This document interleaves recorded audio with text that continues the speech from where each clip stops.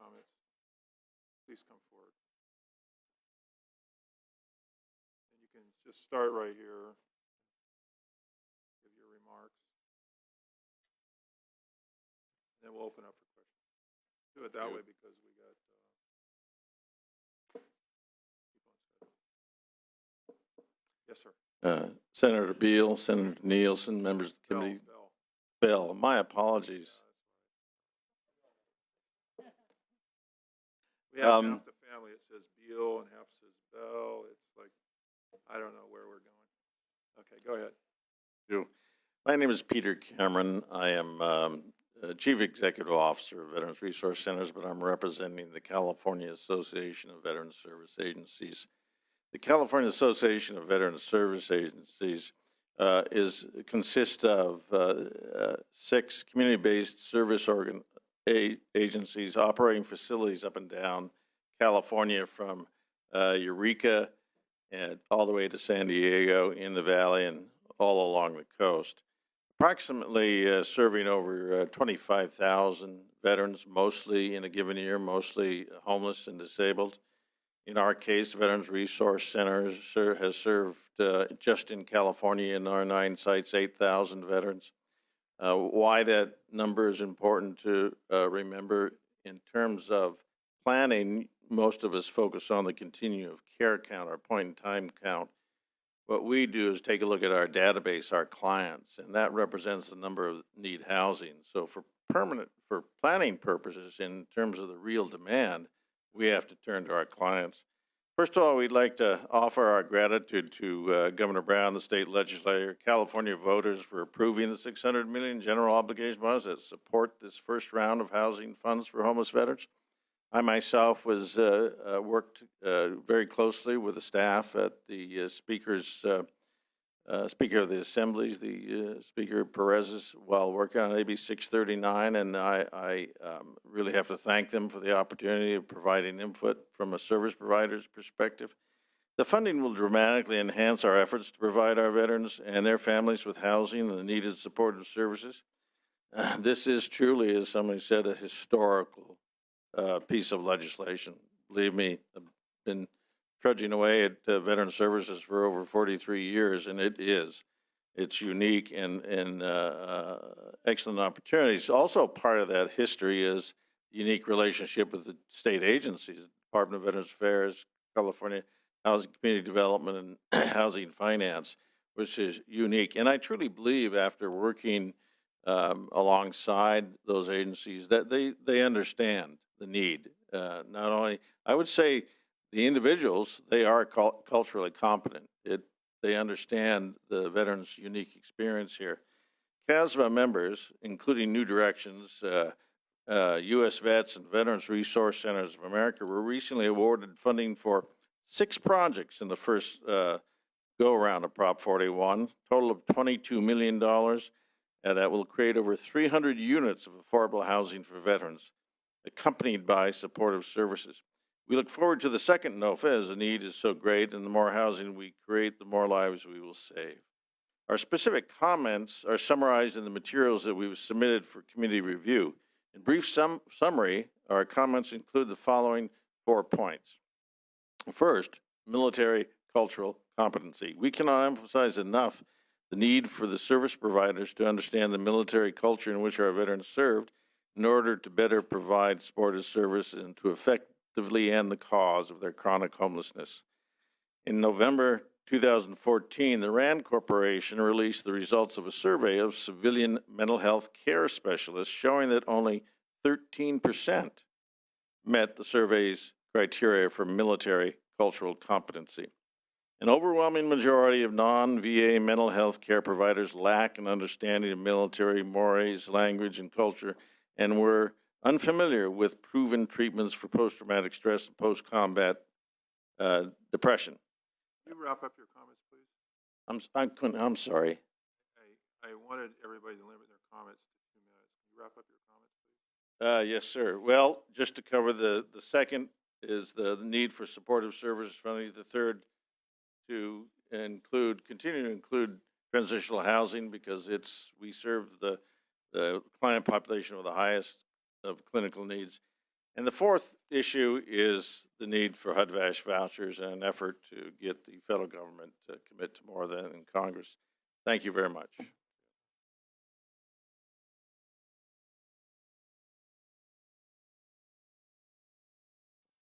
Good afternoon, everyone. I'm Jeff Morgan. I'm a Navy veteran of Operation Desert Storm and president of First Community Housing. Very proud to have served. Thank you. I know Senator Roth, you had a lot of years of service, and thanks to everyone else who has done that service here for our country. Also, now that many of us have served, I think it's time for us to serve others. And for our part, we have a property that we're working on at First Community Housing. Has been working in San Jose for 30 years, which has been awarded recently 49 VASH vouchers. So we'll be serving 49 veterans in San Jose. A lot of the comments that have been made, you know, we're hopeful that Santa Clara County gets its fair share this round of some of the VHHP funding that's been put out.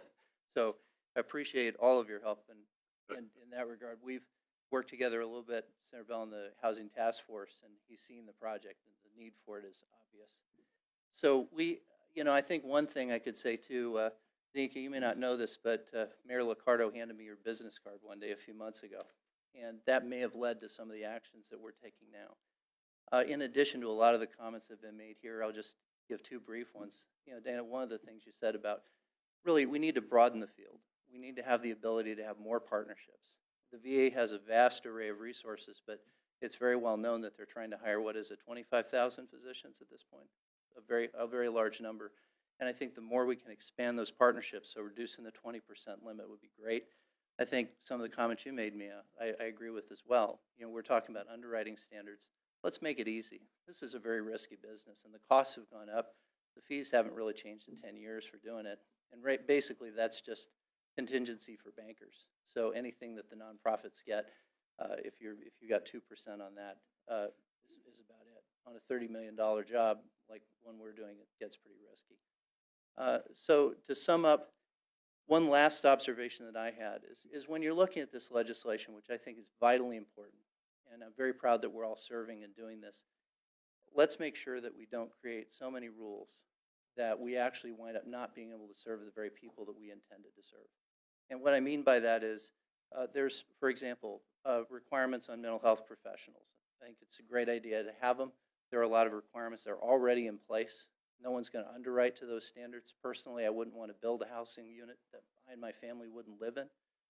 So that means I'm going to have the supports of the folks that are doing it. In the tax credit world, you can't require services. Yet in assisted living, it's precisely the opposite. And I don't think we want to go to a costly, cumbersome sort of a system that actually prevents more people from getting housing. So my comment would be is allow more freedom in terms of how people get the mental health services that they need, allow for partnerships, and don't make that a requirement specifically for that project. Have it be a part of other partnerships. So hope that makes sense. Thank you so much, and it's a pleasure to serve.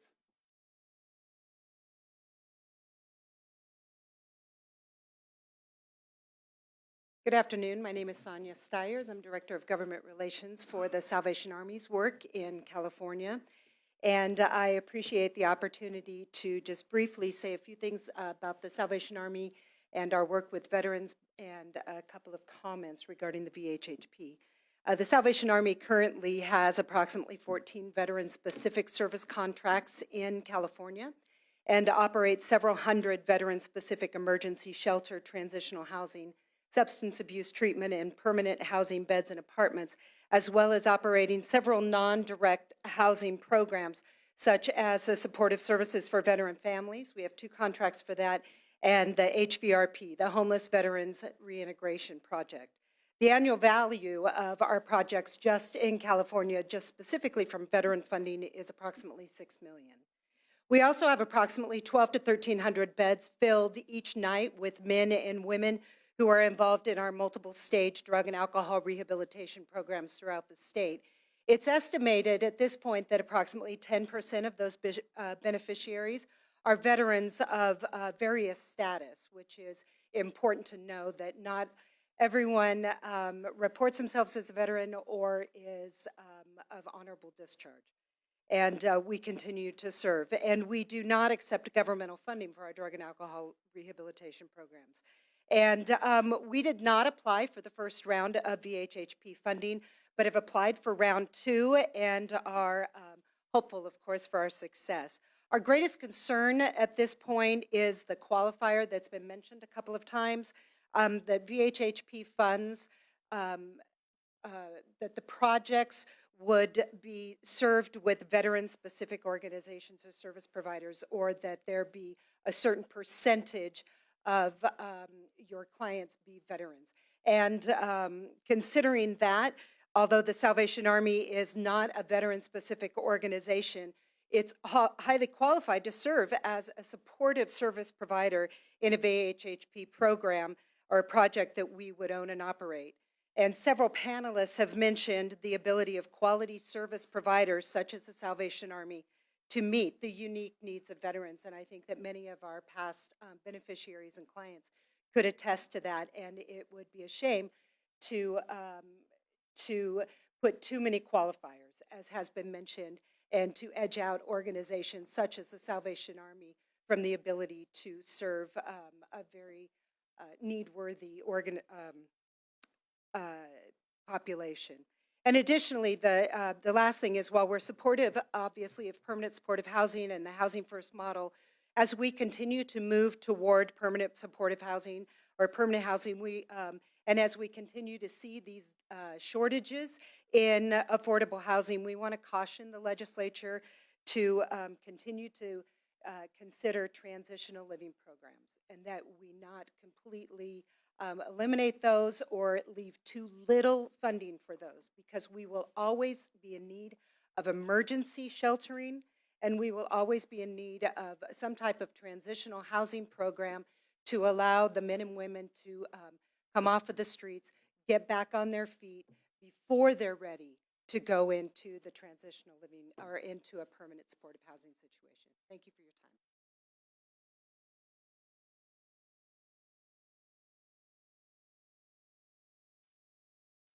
Yes, Mr. Chair, members, Roxanne Miller here today representing the mayor and city council, City of San Jose. We first want to take the opportunity to thank each of you for addressing an absolutely one of the most critical issues facing this state. Very clearly, we have to join together, and we're here today to say that we want to work with you. We did support Proposition 41, and we're very active in those issues. I'd like to just a moment in the 2 minutes, Mr. Chair, leave, I think, probably the most powerful statement I could make. You know that each year in December, jurisdictions around the state, around this country of such wealth and riches, take an opportunity in December to go out in the field throughout their community to make an assessment. What is the need? What is the crisis, the state of affairs for our community and our citizens? San Jose participated again this year. In December, we did the traditional city count. And in December of this year, I can tell you that the city of San Jose in December counted our annual number. There were 4,063 homeless in San Jose, the capital of Silicon Valley. Of those 463 homeless, 2,800 of those homeless in San Jose were considered unsheltered persons. Think about the climate, the condition outside. Unsheltered persons. This is the largest number, sadly, at this point in time, of unsheltered persons in the country, in a city. We cannot ignore the need. All of your experts, everyone in this room, everyone who has heard today this discussion, surely must feel compelled to leave here today and recognize that we will only make progress working together. That's cities, counties, and the state of California and this good legislature. We want to compliment you today for not starting, but continuing this discussion. The need is severe. It's a crisis. We all must join arms and make progress. Thank you very much for your time.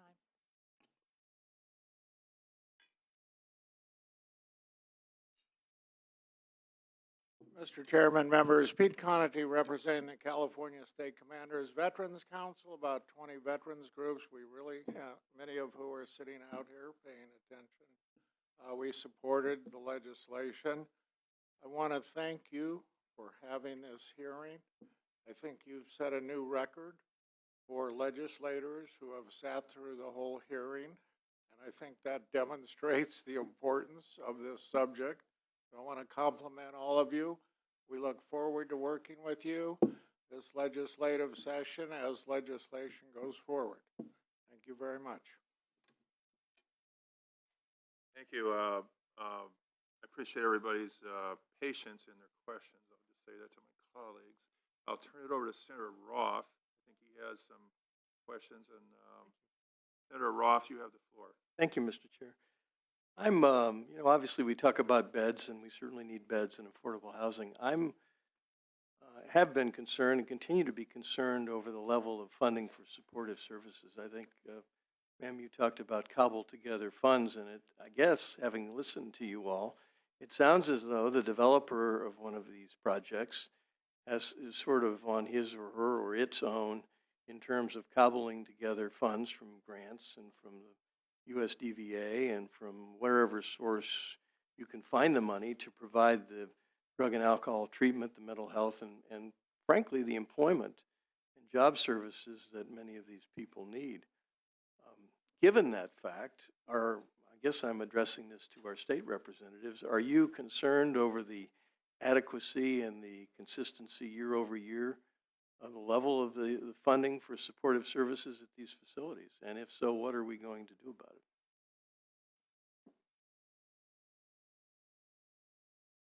We do a lot of that here too, but that's okay.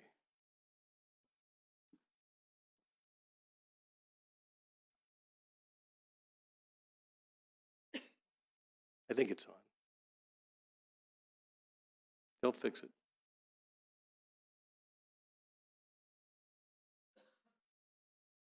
So yes, bottom line, we are gravely concerned about the sustainability of the projects and ensuring that the services are fully funded over the life of the development. As Ms. King mentioned, these are the housing that's being constructed with the Prop 41 funds are required to keep maintain covenants on the affordability requirements for 55 years. And many of the services, funding sources that have been identified and attached to the development projects do not maintain for that period of time, as has been discussed. So, I think what we're doing right now is we're trying to look at ways to structure the overall funding of the project in order to allow for additional cash flow. I mentioned allowing for a mix of incomes within a project that allows for additional cash flow. Many of the populations that are being served really don't produce income in the project in order to support the ongoing services that are required in order to keep them appropriately housed and provide the services that are necessary to keep them stable. And so by providing a mix of incomes, you can kind of pull out that operating income in order to provide those services. That's really a model based upon the funding structure of the entire project. It doesn't work for all populations, and so we have to be sensitive to that. The federal government, both the VA and HUD are partners that we're working very closely with to ensure that the resources that are available and can be attached to the projects are being attached. And VASH has been referred to several times during the dialogue, and we're continuing to work with the federal government to see if we can identify more resources. But correct me if I'm wrong, I don't remember a dedicated line item in the budget in our California state budget that goes to supportive services at these VHHP-funded facilities. Am I correct? You are correct. And so we're really depending on continued programs hosted or controlled by government entities that we don't control. The federal government, local cities and counties. As a state, we've not really made a commitment to step up and fund any level in any dollar amount of these supportive services. Am I correct? Unless it's coming out of your budget somewhere. Yeah, that- not directly for the VHHP program. So the VHHP program is, reserved for the capital improvements Right. associated with the housing, but not. And generally may not be, none of the bond money may be used to fund supportive services. So let me ask another question. Given the fact that we've got a fair amount of money that's going to be rolling out, and we're going to have some brick and mortar facilities, hopefully up and down the state, to take care of this very serious issue. Are there metrics that are in place to use to evaluate the quality and the effectiveness of the supportive services programs in these facilities? And if so, then who inspects and who's held accountable for success or failure here? Given the fact that I'm talking about the VHHP-funded facilities or Yeah, programs. we are creating a set of metrics that go, well beyond what we would normally be evaluating the success of the projects on. But, typically with supportive housing, I mean, we are, the developer sponsors, the support service providers, have identified a number of factors to evaluate the overall success of the outcomes for the residents of the project. We've really augmented those and are continuing to augment those for the VHHP program to ensure that we're getting successful outcomes. The obligation to do that is part of the agreement that we enter into with the development sponsor, that they collect that data on a regular basis. We work very closely with the Continuum of Care organizations at the local level that really evaluates through, a set of data, outcomes within the homeless population generally within their community. So are there reports that are required? Are there visiting teams that go out and sort of take a look? I mean, my military background tells me that what gets inspected gets done. And I realize that, we over-control things from up here. We're accused of that, and in fact, we do in many instances. But these are bond funds on the projects that I'm talking about. And I'm just thinking that might suggest slightly more involvement by the state in making sure that the supportive services are in fact being provided at the appropriate level, and that the outcomes that we desire collectively, both government and private, are being achieved. Does that make sense? Yeah, we're requiring an annual report on the metrics, but in addition to that, I mean, we regularly, through our asset management division, do on-site visits that in this particular program would include ensuring that the metrics associated with, the service provisions and the service outcomes are being met. Will you be providing that data to, for example, the Veterans Committee or the Transportation Housing Committee, or perhaps both?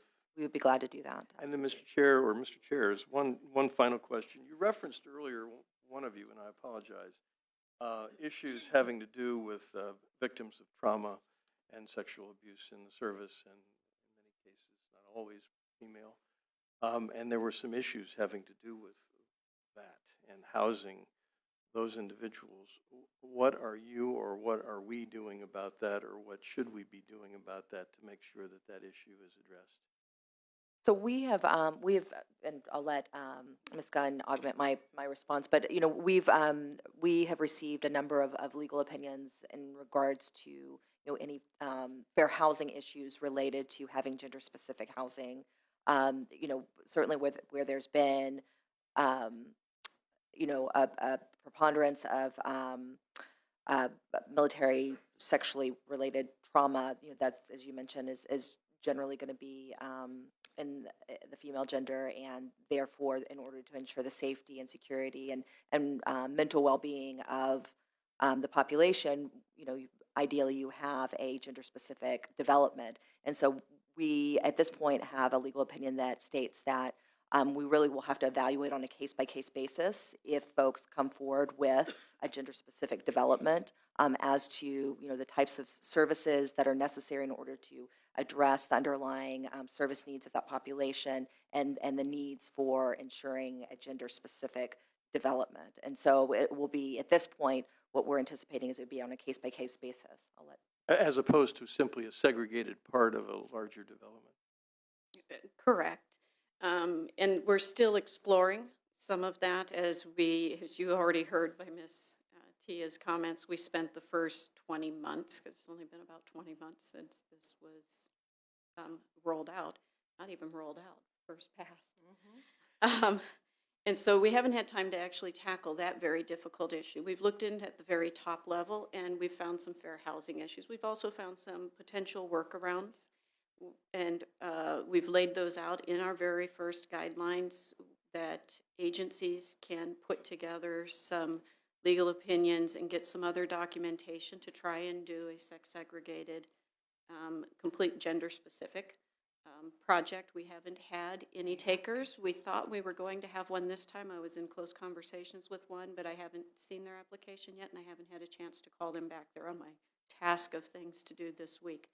But in the second round of guidelines, we've implemented through the work of many stakeholders, working with our Deputy Secretary of Women's Affairs, a best practices for vulnerable populations, to include the elderly and the victims of trauma, in how to structure a project, the physical aspects of it, where it's located, what sort of security measures or other types of measures should be in these projects to try and make them more amenable to MST survivors and help them feel potentially better being there without necessarily being completely gender segregated. But within those guidelines, they also offer an ability where if you're building a multi-story complex and you don't want to do an entire complex for just females, or the fair housing laws are so difficult to overcome, that maybe you can cordon off a portion and provide enhanced security measures to make it more amenable then also for our female veterans. Well, thank you. With the chair's permission, hopefully you will keep us apprised of your efforts on that particular issue, because I know it's a matter of concern to all of us, actually. So, Absolutely. thank you, Mr. Chairs.